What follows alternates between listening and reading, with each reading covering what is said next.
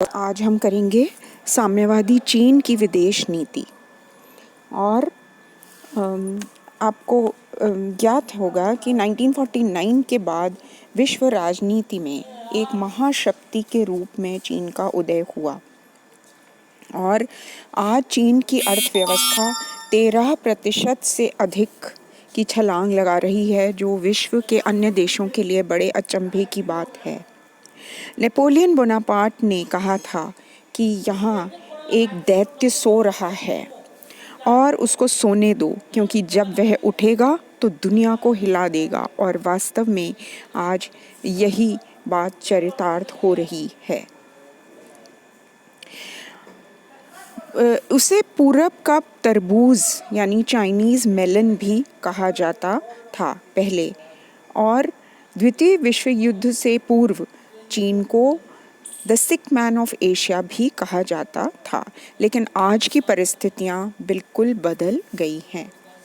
तो हम चीन की विदेश नीति के उद्देश्य करें उससे पूर्व हम उसके अभ्युदय के महत्व को समझ लेते हैं। चीन को तीसरी महाशक्ति का दर्जा प्राप्त हो गया उसके अभ्युदय के बाद।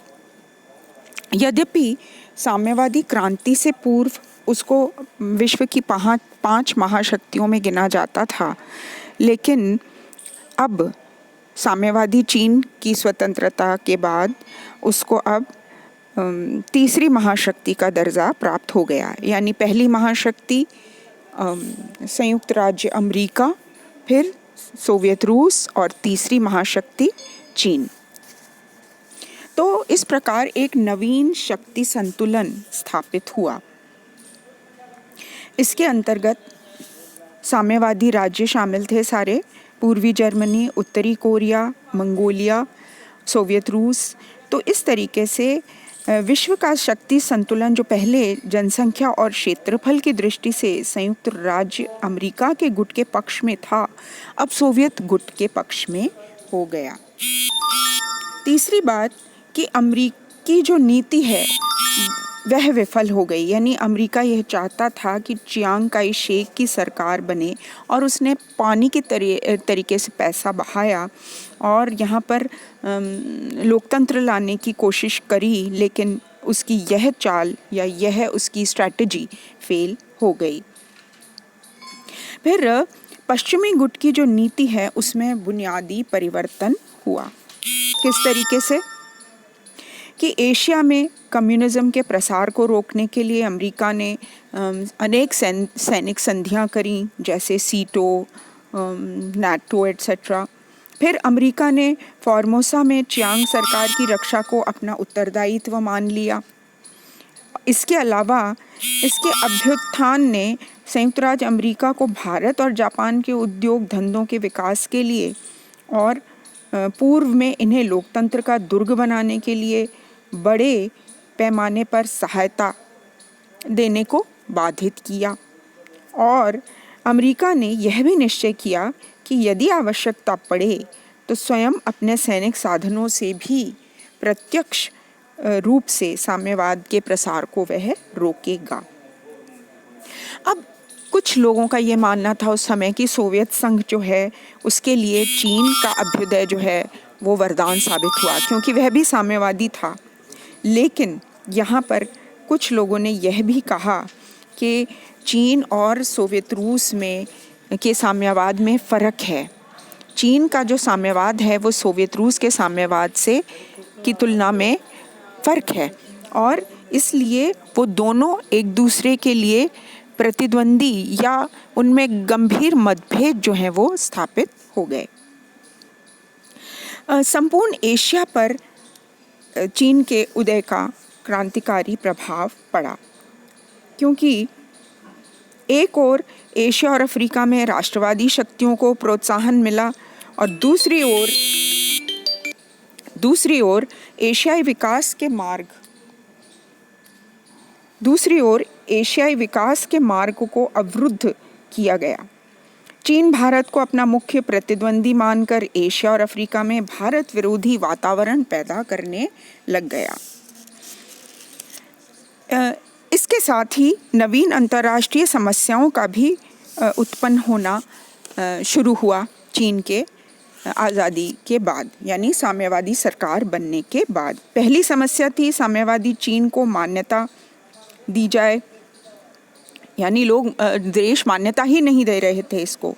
और दूसरी प्रॉब्लम ये थी कि उसके प्रतिनिधि को संयुक्त राष्ट्र संघ में किस प्रकार बिठाया जाए। इस प्रश्न पर अमेरिका और ब्रिटेन में गहरे मतभेद उत्पन्न हो गए और अंततः 1971 में जाकर के चीन को संयुक्त राष्ट्र संघ का सदस्य बनाया गया, अमेरिका के प्रबल विरोध के बाद। फिर पूर्वी और पूर्वी एशिया की जो राजनीति है उस पर गहन प्रभाव पड़ा। किस प्रकार प्रभाव पड़ा कि चीन एक महाशक्ति बन गया और इस रूप में मान्यता प्रदान किए जाने पर वह जोर देने लग गया। तो इस प्रकार की मान्यता जिन सामंजस्यों की मांग करती है वो सरल नहीं थे, और सुदूर पूर्व में जो संघर्ष है वह इस प्रतिवाद का ही परिणाम है, क्योंकि द्वितीय विश्व युद्ध के बाद पूर्वी और दक्षिण पूर्वी एशिया में चीन और अमेरिका एक दूसरे के प्रबल प्रतिद्वंदी बन गए, जिससे एक अंतर्राष्ट्रीय संकट की स्थिति पैदा हो गई। अब एक और जो महत्वपूर्ण बात है वो यह है कि चीन दुनिया की दूसरी बड़ी अर्थव्यवस्था था किस समय 2010 में, और तेज़ी से उसने यह जगह बनाई और जापान को भी पछाड़ दिया, और इससे पहले जर्मनी को पीछे छोड़कर वह तीसरे स्थान पर था, लेकिन अब वो दूसरे स्थान पर है। और आज की स्थिति यह है कि अमेरिका और चीन में जो ट्रेड वॉर है वो काफ़ी तूल पकड़ चुका है, और एक दूसरे को ये आर्थिक जो स्फीयर है यानी इकोनॉमिक स्फीयर में एक दूसरे को पछाड़ने की कोशिशों में लगे रहते हैं। तो ये कुछ महत्वपूर्ण कारण जो मैंने आपको बताए चीन के अभ्युदय के महत्व के। और अब हम आते हैं साम्यवादी चीन की विदेश नीति के उद्देश्यों पर। तो पहला उद्देश्य मैंने आपको बताया कि चीन की स्वतंत्रता और अखंडता की रक्षा करना। तो ये तो सबसे महत्वपूर्ण उद्देश्य हर देश का होता है कि अपनी सीमाओं की रक्षा करना। दूसरा उद्देश्य था चीन को एक महाशक्ति के रूप में यानी तीसरी महाशक्ति के रूप में स्थापित करना, और इसमें वह काफ़ी हद तक सफल भी हुआ। फिर एशिया में अपना प्रभुत्व स्थापित करना, यानी एशिया की राजनीति इसके इर्द गिर्द घूमे, यह इसका प्रयास था और उसमें भी यह पूर्ण रूप से सफल हुआ है। चौथी जो बात थी वो यह है कि एशिया और अफ्रीका में साम्यवादी जगत का नेतृत्व करना और साम्राज्यवादी शक्तियों को और संयुक्त राज्य अमेरिका के विरुद्ध संघर्ष में इन देशों को यानी साम्यवादी देशों को सहयोग प्रदान करना, और इस उद्देश्य में भी चीन पूर्ण रूप से सफल रहा। प्रवासी चीनियों के हितों और अधिकारों और परिवार और उनकी संपत्ति की रक्षा करना, इसमें भी यह भी चीन की विदेश नीति का महत्वपूर्ण उद्देश्य था। तो जो भी चीनी व्यापारी दक्षिण पूर्वी एशिया और विश्व में जहाँ कहीं भी व्यापार कर रहे हैं उनकी सारे हितों की रक्षा चीन करता है। फिर चीनी सीमाओं का विस्तार करना, ये भी आपको पता है, उसने धीरे धीरे अपने देश की सीमाओं का विस्तार किया जिसमें तिब्बत भी शामिल है, और आज भी उसकी यही स्थिति है कि वो जो आसपास के जो आइलैंड्स हैं और ख़ासकर से जो महासागर है यानी साउथ चाइना सी, वहाँ पर उसने अपना वर्चस्व स्थापित कर रखा है और वह किसी देश को वहाँ पे प्रतिद्वंदी के रूप में आने नहीं दे रहा है। फिर रूस के प्रभाव क्षेत्र को कम करना, जो कि उसने काफ़ी हद तक किया भी, और फिर चीनी राष्ट्र की सैनिक शक्ति में वृद्धि करना, तो इसमें भी वो काफ़ी सफल रहा है, क्योंकि चीन ने अपने आप को एक लौह आवरण में बंद करके और फिर विकास किया। यानी पूरे विश्व को पता लगने नहीं दिया कि इसने कितने आधुनिकतम हथियार और न्यूक्लियर वेपन्स वगैरह सब बना लिए हैं। और जब ये युद्ध का अभ्यास करता है, तभी पूरे विश्व को इस बात की जानकारी मिलती है। अब आते हैं हम चीन की विदेश नीति के निर्माणक तत्वों पर। तो पहला निर्माणक तत्व है चीन की विदेश नीति का, यानी प्रेरणा स्रोत, उसके नेताओं का यह विश्वास कि चीन विश्व की महाशक्ति है और उसे महाशक्ति की भूमिका अदा करनी है। तो चाओ एन लाई ने यह दावा किया था कि किसी भी महत्वपूर्ण अंतर्राष्ट्रीय समस्या, खासकर एशिया में जो समस्या है, उसका समाधान जब तक संभव नहीं होगा जब तक कि चीन उसमें भाग न ले। और ये पूरे रूप से सही साबित हुआ है। दूसरा प्रेरक तत्व है उग्र राष्ट्रीयता का तत्व। तो ये भी, इस उद्देश्य में भी ये लोग सफल रहे हैं। इनकी राष्ट्रीय सीमा का कोई मानचित्र नहीं है और स्वराष्ट्र की श्रेष्ठता और परराष्ट्र विरोधी जो भी परंपरागत भावना और वृहद चीनी साम्राज्य की जो महत्वाकांक्षा है, उसको ये पूरा करने में लगे रहते हैं।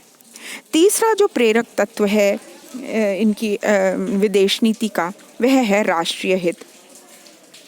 तो चूंकि चीनी लोग साम्यवाद में विश्वास रखते हैं, लेकिन इनकी जो नीति है उसका वास्तविक निर्धारण सैद्धांतिक धारणाओं के आधार पर नहीं होता, वरन राष्ट्रीय हित के आधार पर ही होता है। और अमेरिका से शत्रुता उसकी विदेश नीति का सबसे अहम हिस्सा रहा है। लेकिन इस विरोध का वास्तविक कारण सैद्धांतिक नहीं था, लेकिन दोनों देशों के राष्ट्रीय हित जो हैं वो, और स्पेशली दक्षिण पूर्वी एशिया में इनको अपना जो नेतृत्व है उसमें जो इनकी आपस में टकराहट है, उस पर जाकर हुआ। चौथा जो प्रेरक तत्व है वह है परंपरागत प्रवृत्तियों तथा आधुनिक राष्ट्रवाद का। तो चीनी सभ्यता और इतिहास कई हजार वर्ष पुरानी है और प्राचीन चीन में अपने देश को सभ्यता का केंद्र माना जाता था, चीन को, और इसलिए उसे सभ्य जगत का मध्य बिंदु भी मानते थे। फिर 19वीं शताब्दी में यूरोप की महाशक्तियों ने और उसे परास्त कर दिया और ज़बरदस्ती अनेक अपमानजनक संधियां उसको स्वीकार करनी पड़ी, जिससे उसकी भावनाएं आहत हुईं। तो राष्ट्रीयता के रूप में चीन में उसकी प्रबल प्रतिक्रिया हुई और साम्यवादी शासन इस राष्ट्रीय अपमान का प्रतिशोध लेने के लिए विश्व की महान शक्ति बनकर पश्चिमी राष्ट्रों और जापान के प्रभुत्व को कम करना चाहता था, उनके वर्चस्व को कम करना चाहता था। और इसी बात के लिए माओ ने 1949 में कहा था कि हमारा राष्ट्र अब कभी अपमानित राष्ट्र नहीं होगा, हम उठ खड़े हुए हैं। तो ये एक महत्वपूर्ण प्रेरक तत्व था। पांचवा प्रेरक तत्व साम्यवादी विचारधारा का है, और क्योंकि चीनी नेताओं का साम्यवाद में दृढ़ विश्वास था और इस समय उन्होंने इसको साम्यवाद को शीघ्र लाने के लिए उन्होंने साम्यवाद और लेनिनवाद के सिद्धांतों का प्रसार किया और विश्व क्रांति को सफल बनाने का प्रयत्न किया और साम्यवादी शासन के राजनीतिक क्षेत्र को बढ़ाने का प्रयास भी किया। चीन का जो साम्यवाद था वह ओरिजिनल साम्यवाद यानी रूस के साम्यवाद से थोड़ा सा फर्क था, क्योंकि इसमें कई विचारकों का समावेश हुआ। मार्क्स, लेनिन, स्टालिन और माओ की विचारधाराएं चीन के साम्यवाद में शामिल हैं और उनका ये दावा है कि उन्होंने मार्क्सवाद में योगदान दिया, क्योंकि उन्होंने माओ के विचारों को भी इसमें शामिल किया। अब माओ के शब्दों में यदि देखें तो शत्रु आगे बढ़ता है, हम पीछे हटते हैं। शत्रु खाई खोदता है, हम उसे परेशान करते हैं। वह थकता है, हम उस पर हमला करते हैं। वह पीछे हटता है, हम उसका पीछा करते हैं। तो इस विचारधारा को यदि हम लें तो यह विचारधारा आज भारत के लिए चरितार्थ हो रही है कि किस प्रकार चीन और भारत में जो सीमा विवाद, जो गलवान में जो हुआ, और अब भी जो स्टैंड ऑफ है भारत और चीन के बीच, यानी अनेक सैनिक वहाँ तैनात हैं और वायुसेना और सभी मुस्तैद हैं। तो ये विवाद ख़त्म होने को नहीं आ रहा और यह चीन की नीति की वजह से ही हो रहा है। यानी चीन की जो विस्तारवादी नीति है उसी की वजह से आज भारत और चीन के बीच संबंध ऐसे बने हुए हैं। तो आज के लिए इतना ही। फिर मैं आगे आपको चीन की विदेश नीति के विकास के चरण इत्यादि अगले लेक्चर में करवाऊंगी। Thank you.